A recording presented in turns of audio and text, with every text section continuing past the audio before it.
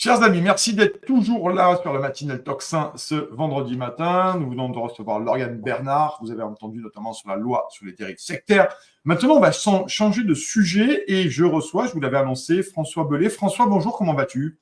Salut Nicolas, écoute, ça va bien, en pleine forme. Tant mieux, c'est très bien. Et je te reçois aujourd'hui parce que, alors toi, tu es producteur d'idées, hein, je reprends bêtement ta bio sur X, producteur d'idées, essayiste également, parce que je t'avais reçu pour un livre il y a quelques semaines de ça. Et là, tu nous fais un truc, tu viens de nous sortir un jeu de société euh, Et ouais. assez, assez extravagant, le jeu de société qui vous rendra fou. On va en parler ce matin. Le premier qui arrive à la cérémonie d'ouverture des Jeux Olympiques en préservant sa santé mentale remporte la partie. C'est donc l'objet de ce jeu de société. Pourquoi tu as pensé au jeu de société, François? Qu'est-ce qui t'a fait penser à ça? Écoute, déjà, je vais faire un lien par rapport à cette notion de producteur d'idées. Donc, Ouais. moi, de profession, je suis publicitaire, mais je préfère me définir comme un producteur d'idées parce que ça me permet d'aller à peu près sur tous les supports. Ouais. D'habitude, j'écris des livres, mais il m'arrive de faire des campagnes de publicité, d'organiser des concerts, de monter des expositions. Et là, je me suis lancé dans la production d'un jeu de société pour essayer, si tu veux, de préempter un sujet qui est en fait l'évolution de Paris et plus largement l'évolution des grandes métropoles en 2024. Ouais. Et je l'ai fait par le prisme du jeu. Parce que je trouve, Nicolas, que l'époque manque cruellement d'humour. Ah oui, bah, c'est sûr qu'on voit le gouvernement et Bruno Le Maire, on n'a pas envie de rigoler. Hein. Ça, c'est évident. Et d'ailleurs, tu pourrais envoyer ton CV à Bruno Le Maire en tant qu'idée, tu devrais en avoir quelques-unes à lui soumettre. Mais on est là ce matin pour parler de ça. Voilà, ça manque d'humour. Mais ce jeu-là, alors, c'est un jeu de société, concrètement. Alors, il y a des cartes, il y a des pions, avec du jeu, bien entendu, un plateau de jeu.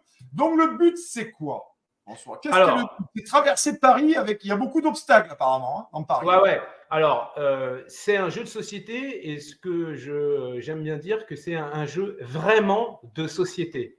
Moi, j'ai eu envie de remettre un peu de sociétal et de sociologie dans le genre, dans l'appellation jeu de société. Et donc, dans ce jeu, si tu veux, il y a toute la modernité, c'est-à-dire il y a toutes les thématiques majeures de notre époque. Donc, il y a la surveillance de masse, il y a la violence ou l'ultra-violence, il y a toute cette notion environnementale ou l'écologie, il y a les transports, les déplacements, les mobilités urbaines. Certains appellent ça des mobilités douces, mais moi, dans le jeu, c'est vraiment de la mobilité urbaine où on s'aperçoit qu'avec tous les moyens de locomotion, en fait, plus personne n'arrive, non pas à cohabiter ensemble, mais à avancer ensemble de manière pratique du terme. Ouais. Et donc, si tu veux, j'ai essayé de croiser en fait une expérience du réel. Moi, je n'habite pas à Paris. En revanche, je travaille à Paris. Donc, si tu veux, l'idée est née porte-maillot, tu veux, en plein dans les travaux. J'étais dans ma bagnole, je me dis, putain, j'arrivais pas à avancer. Et je me suis dit, tiens, Paris, traverser Paris, ça devient une épreuve. Donc, je me suis dit, tiens, bah voilà, traverser Paris, épreuve olympique la plus difficile. Ça y est, j'avais le concept, si tu veux. Et donc, j'ai croisé ça avec tout ce qui se disait sur Paris. Il n'y a jamais, pour moi, eu autant de contenu produit sur une ville que sur Paris. On ne parle pas autant de New York, de Sydney, de Londres, tu vois. Et Paris, c'est devenu une espèce de marqueur de l'époque où cette ville a du mal, si tu veux, à avancer dans son siècle. Et donc, un jeu de société où on retrouve tout, les travaux, les rats, les embouteillages, les grèves, la pollution, les ordures, les camps de migrants, les manifs, les dealers de crack, les activistes du climat. Voilà. Le premier qui arrive à la cérémonie d'ouverture des Jeux Olympiques en préservant sa santé mentale remporte la partie. Et j'ajoute que la santé mentale, c'est une notion très importante dans le jeu, puisque si on sort plus informé, au terme du jeu, on en sort aussi plus énervé. Voilà. Ah oui, d'accord, ok, oui. C'est un accélérateur de révolte, ton histoire, en fait.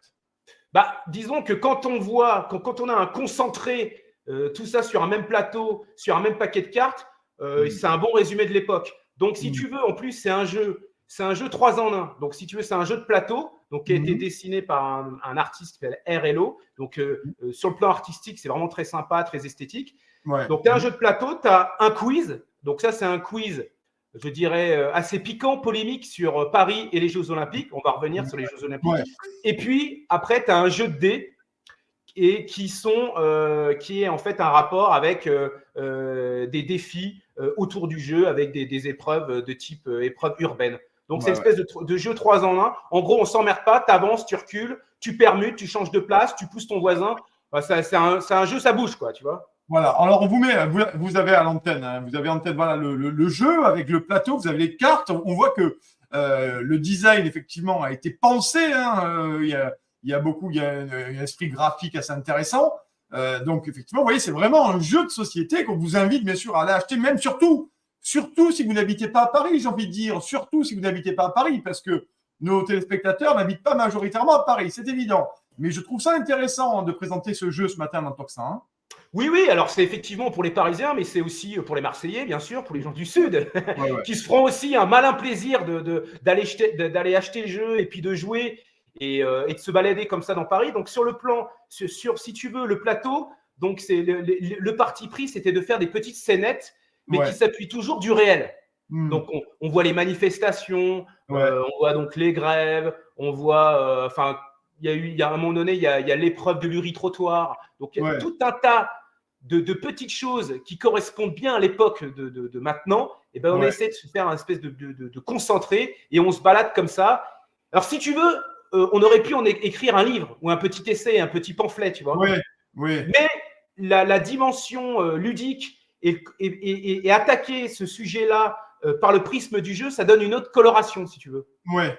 Et d'ailleurs, je note que c'est en série limitée. Hein, donc, il n'y en aura pas pour tout le monde, bien entendu. C'est en série limitée. Et pourquoi le choix de la série limitée, François ? Alors, pour plusieurs raisons. Alors déjà, moi, j'aime bien aller à rebours de l'époque.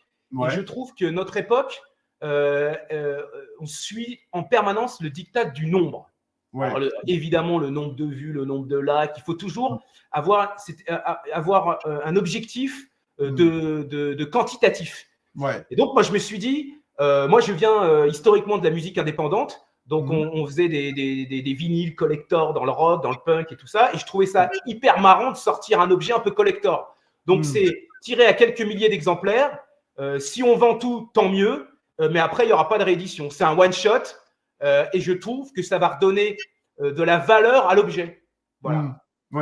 C'est intéressant. D'ailleurs, je pense que je ne dévoile rien, mais je pense que vous pouvez l'acheter sans vous déclarer, bien sûr, à la préfecture de police de Paris, puisque comme on parlait JO, je pense qu'il n'y a pas besoin de faire une attestation à la préfecture hein, pour acheter le jeu, François. Non, c'est bon, on peut l'acheter tranquille. A priori, on ne renseigne ni son nom, ni son prénom, ni son adresse. Il n'y a pas besoin de QR code. Voilà. Non, mais je le dis parce que vous avez vu, bien sûr, l'affaire, on en a parlé déjà, des forces de l'ordre et de la préfecture qui va ficher tout le monde à Paris en dessus de 13 ans pour pouvoir se déplacer dans la capitale. Et pour sortir de chez vous ou y rentrer, il faudra un petit QR code. Donc, préalablement, vous serez inscrits, chers amis. On vous avait prévenu avec le QR code. Eh bien, on ne s'était pas trop trompé, hein, en tout cas. Là-dessus, alors, je voudrais qu'on élargisse dessus, c'est pour ça que je t'ai appelé. Il est intéressant de voir que ce sont les JO et c'est ça, en fait. Et tu le dis, ou là, sur la fiche produit, pardon, d'être un peu. C'est ça. Hein. La fiche produit, un jeu pamphlet sur les JO de Paris, parce que là derrière, en sous-bassement, il y a bien entendu cette critique sur les JO de Paris, François. Oui. Alors, effectivement, c'est un jeu, si tu veux, qui traite de la question de la ville de Paris dans son ensemble et qui aussi traite forcément des Jeux Olympiques. Alors, d'abord, moi, je ne suis pas un anti-Jeux Olympiques. D'ailleurs, moi, j'avais 18 ans en 1998 lors de la Coupe du Monde de football en France. J'étais super content, j'en garde un super souvenir. C'était des événements structurants. Donc, en soi, c'est super. Moi, ce qui m'intéresse derrière, c'est l'exploitation d'un événement après par le champ politique et d'en faire soit une critique, en tout cas une observation. Et dans mon quiz, j'ai essayé de récupérer un maximum d'informations pour que le joueur, j'allais dire le lecteur, mais en tout cas le joueur, puisse lui se faire sa propre opinion. Donc moi, dans ce jeu, dans ce quiz, j'évoque notamment la surveillance de masse et cette notion de contrôle.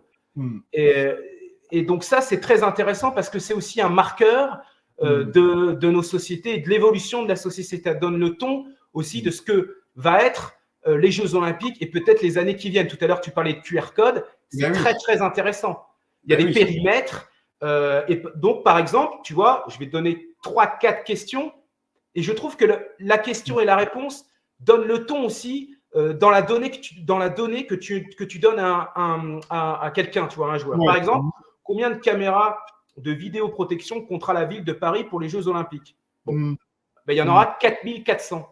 Ah ouais. Alors, en soi, 4400, bon, voilà, tu regardes par rapport à un périmètre, tu fais un calcul de maths, puis tu vois à peu près comment va être organisée la ville. Bon, ensuite, après, je pose la question, combien y a-t-il de caméras qui surveillent en temps réel le réseau RATP? Il y en a 50 000.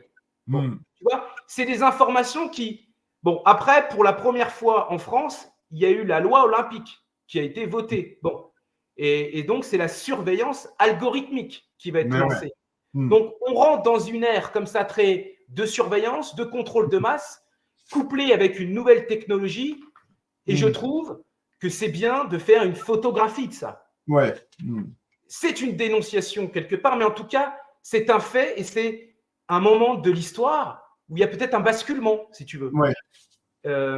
Et puis après, donc ça, c'est la dimension de la surveillance et du contrôle. Moi, j'aime bien aussi m'attaquer aussi au business. Bon, le business, par exemple, alors, il y a le coût, effectivement, pour dépolluer la Seine. Alors, bon, 1,4 milliard d'euros. Mais par exemple, on parle souvent de Airbnb, tu vois. Airbnb, là. Oui, Airbnb, bien sûr, oui. Alors, eux, ils vont se faire vraiment une opération financière extraordinaire. Donc, il y a tout un tas de questions comme ça, donc avec un chiffre d'affaires qui dépasse le milliard. Donc, si tu veux, d'avoir des données comme ça dans un jeu,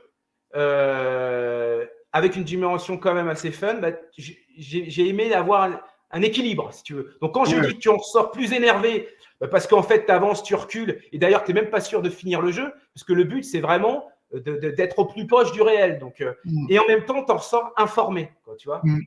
Ouais, donc pour un week-end de pluie, c'est parfait, quoi, parce qu'on ne sait pas, sait pas si le jeu on va le terminer, parce que c'est ça finalement, parce qu'il y a tellement d'embûches qu'on ne peut ne pas finir le jeu finalement. Alors tu peux ne pas le finir, tu peux le finir rapidement. Bon, il y a une partie de chance, bien sûr, parce que ça peut être un jeu de dés. Mais voilà, il y a des dés. Alors, il y a le quiz qui est sympathique. Tu as un jeu de plateau, puis tu as plein d'épreuves. Donc, tu as l'épreuve de l'uri-trottoir à passer. Tu as l'épreuve du plug géant qui rappelle le fameux plug de Place Vendôme. Oui. Donc, si tu veux, tu as tout un tas comme ça de choses qui se sont passées à Paris. Et moi, mon idée, c'est d'avoir fait un travail de synthèse. Et on a ça. Alors, ça aurait pu être effectivement une affiche. Tu vois, une affiche, tu vois, ça me fait rappeler un peu le travail des affichistes au XXe siècle. Bon, ça aurait pu être aussi un print comme ça. Mais bon, le prisme du jeu, c'est pas mal. Voilà.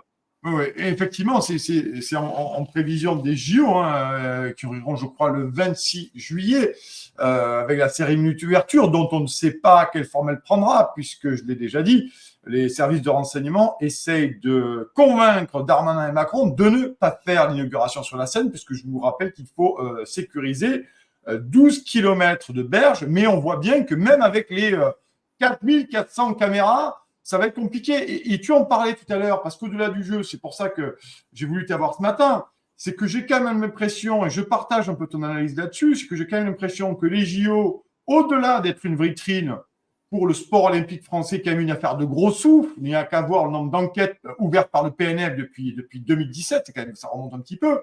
Mais au-delà de ça, j'ai l'impression qu'il y a un basculement sécuritaire et de contrôle de masse aussi, et de surveillance de masse. Littéralement, envoyé sur Paris. Oui, c'est ça. Alors là, on est à 3 mois, effectivement, pile poil des Jeux Olympiques. Donc là, il y a des informations sur lesquelles on peut vraiment s'appuyer pour avoir un avis et imaginer ce que ça peut se donner. Après, je ne sais pas comment ça va se passer dans 3 mois. Les choses peuvent évoluer. Il y a une situation internationale, il y a un contexte. On voit bien aussi qu'il y a une pression aussi sur les épaules des politiques. Peut-être que ça va être effectivement les Jeux Olympiques ultra sécuritaire, mais la société prend cette voie-là, quoi. Donc, est-ce que, mettons, en tant que, je vais dire vite fait, je sais que tu n'aimes pas le terme, mais peu importe, en tant que communicant, spécialiste de la communication, est-ce que tu ne penses pas tout de même que ça peut être l'effet boomerang inverse et terrible, tragique de ce que ça voulait être au début, finalement, une vitrine qui pourrait être brisée en 1000 morceaux, hein, concrètement. Hein. On l'a déjà vu avec la finale de la Ligue des Champions il y a 2 ans. Hein. Ouais, c'est la seule fois où il y a eu un fiasco total. Hein. Ouais. Ouais, c'est le risque. Ça serait, alors pour le coup, ça serait vraiment dommage parce que effectivement, cette vitrine, il y a le gouvernement, mais je veux dire les Jeux Olympiques, si c'est la France, c'est aussi une vitrine pour la France. On aurait pu faire. Enfin, je sais pas. En tout cas, j'espère que ça se passe bien. Oui.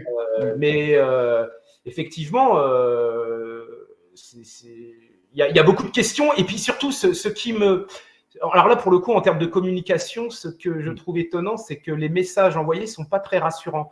On n'a pas l'impression, si tu veux, que la situation est maîtrisée en termes de communication. Alors, on parle de la scène. Oui, mais je voulais te poser la question. Ben vas-y, j'allais te poser la question des déclarations des uns et des autres sur la scène, sur la baignade dans la scène. Si tu veux, moi, je m'intéresse beaucoup à la communication et à la com. La communication, tu sais, c'est toujours, on s'appuie sur des choses du palpable, du réel. Bon.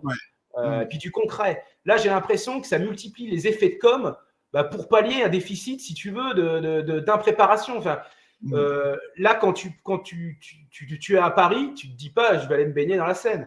Oui, non. C'est pas la première idée qui me vient quand je me balade en non, Et surtout, si tu veux, le truc qui est étonnant, c'est que il y a une multiplication des déclarations du politique qui déjà s'engagent à faire une petite baignade dans la Seine. Mais moi, on leur demande pas ça. Tu vois. Et puis dans la ville, tu te dis, tu n'as pas l'impression qu'on va accueillir le monde entier dans 3 mois. Tu vois. Non, mais tu pourrais avoir une espèce de ville, enfin, je ne sais pas comment te dire, un esthétisme festif où tu te dis, ça y est, on va accueillir quelque chose d'historique dans 3 mois. Bon, tu y as encore des travaux, des trucs et tout. Donc, moi, je suis content parce que ça va au plus proche de mon jeu, la traversée de Paris. Et tu sens quand même qu'il y a une impréparation, quoi, réellement, quoi. Mais oui, c'est ça, parce qu'en termes de communication, c'est important, parce qu'aujourd'hui, il n'y a que de la communication.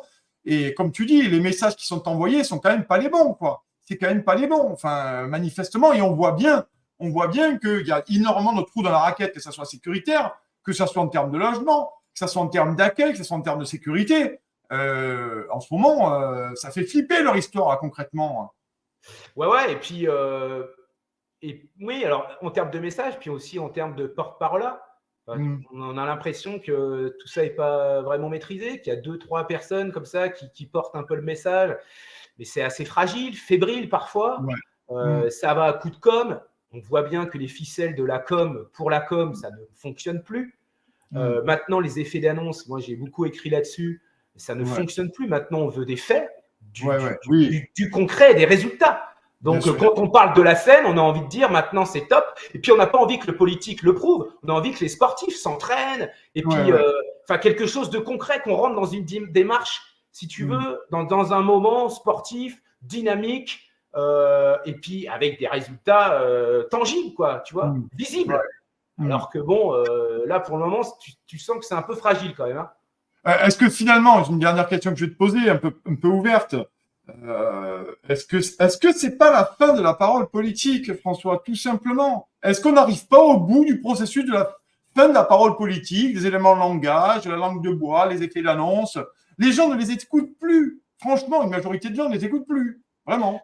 Ouais, alors moi, je partage complètement ton point de vue. Moi, j'ai écrit une note sur l'homme politique face au diktat de la com'. Et en gros, l'idée maîtresse, c'est de dire qu'on a atteint les limites de la com'. Et que maintenant, pour retrouver du crédit, il faut que l'homme politique se taise, en tout cas maîtrise sa parole, et revienne à de la politique. Là, on est dans un monde multicrises. Les crises, elles sont internationales, elles sont nationales. Donc, et localement, il y a des choses, non pas à dire, il y a des choses à faire. Donc, tous les effets d'annonce sur la sécurité, sur l'éducation, sur l'environnement. Enfin, je veux dire, à un moment donné, ça ne fonctionne plus. Il faut des résultats. Et ensuite, à l'appui de résultats tangibles, on commence à faire de la communication. La communication, c'est noble, hein. C'est simplement expliquer à l'autre dans une forme de pédagogie, de pédagogie, le lapsus dans le champ politique, de pédagogie et d'information. Et on fait passer une information, on fait passer un message ou une mesure. Mais là, maintenant, je crois qu'on a atteint effectivement les limites de la com, quoi. Ouais. Et c'est terrible. Et le problème, c'est que les Français, comme tu dis, ils voient le réel se dégrader, l'effondrement est là, et que je pense que la com aujourd'hui fait plus de mal, et fait plus de mal que toute autre chose, surtout avec une certaine arrogance. Parce que l'arrogance, ça passe plus. L'arrogance, franchement, ça passe plus. Moi, je te le dis, tu vois, c'est les discours, les prises de parole des uns et des autres. Il y a une forme d'arrogance et de mépris qui devient insupportable. Oui, moi je pense que l'arrogance, ça revient à cette notion de ton, que peut effectivement avoir parfois le politique. Je pense qu'il faut que le politique redescende à niveau, j'ai envie de dire, et se mette, c'est même pas au même, reviennent d'égal à égal, si tu veux. Et je pense revenir un peu loin aller un peu moins dans le spectacle, moins dans la parole, plus dans le réel, dans le concret. Le problème de la politique, c'est qu'il faut bosser, hein. Réellement. Non, mais réellement. Et surtout de la politique dans un moment de crise. Et moi, je suis un éternel optimiste et je pense que justement des crises peuvent surgir, naître peut-être, je ne parle pas d'hommes providentiels, mais des gens en tout cas avec du caractère, avec des vrais faiseurs. Les faiseurs, c'est simplement des gens qui ont du courage. Le problème des gens de notre époque, je trouve, c'est pas, on manque pas forcément d'intelligence, on manque de bon sens et de courage. Voilà. Et je pense que le courage, c'est pas forcément des gens intelligents dont on a besoin, c'est des gens qui se retroussent leurs manches, qui prennent 3-4 problèmes majeurs importants et puis qui essayent de résoudre ça. Voilà. Mais effectivement, pour revenir aux Jeux Olympiques et à Paris, voilà, c'est un jeu de société qui marie effectivement une ville symbole, et puis un moment, un événement historique. Tout ça par le prisme voilà, de l'humour, de la satire et du jeu. Voilà. Bon, en tout cas, on peut, allez-y, chers amis, la traversée de Paris, on va vous mettre le boîtier complet, c'est encore mieux. Voilà, vous avez le jeu, n'hésitez pas à vous le procurer. Dernière question, on peut se le procurer où, François? Je crois que le plus facile, c'est sur Amazon. Je suis plus direct. Ou sinon, pour ceux qui n'aiment pas acheter sur Amazon. Parce qu'on en a beaucoup chez les téléspectateurs qui n'utilisent pas Amazon et c'est le choix le plus absolu. Donc, ceux qui sont réfractaires à Amazon, ils peuvent le commander où? Sur latraversée-de-paris.fr. Latraversée-de-paris.fr, tout attaché, chers amis, en minuscule. Vous pouvez aller l'acheter comme ça. Pour les derniers week-ends, avant l'été qui s'annonce, vous pourriez jouer et puis le garder aussi pour l'automne. Voilà. Et puis, comme ça, vous pouvez vous affronter à la traversée de Paris qui, pour certains comme moi qui vais de temps en temps, c'est un véritable enfer. C'est d'ailleurs pour ça que je vis au bord de la Méditerranée, chers amis. Merci beaucoup, François, d'être venu, François Bellet, ce matin. Merci à toi, merci aux auditeurs. Et créateur, bien entendu, de ce jeu de société, la traversée de Paris. Merci beaucoup, François. Je te souhaite une excellente journée et un excellent bonne journée. Et on reçoit. Merci beaucoup. Et on reçoit immédiatement Gilbert Collard, député européen, pour nous parler de la manifestation qui a dégénéré des Afghans à Paris le week-end dernier, dont on a très peu parlé dans les médias. Allez, on continue, on poursuit cette matinale. Merci d'être là. Super, merci beaucoup.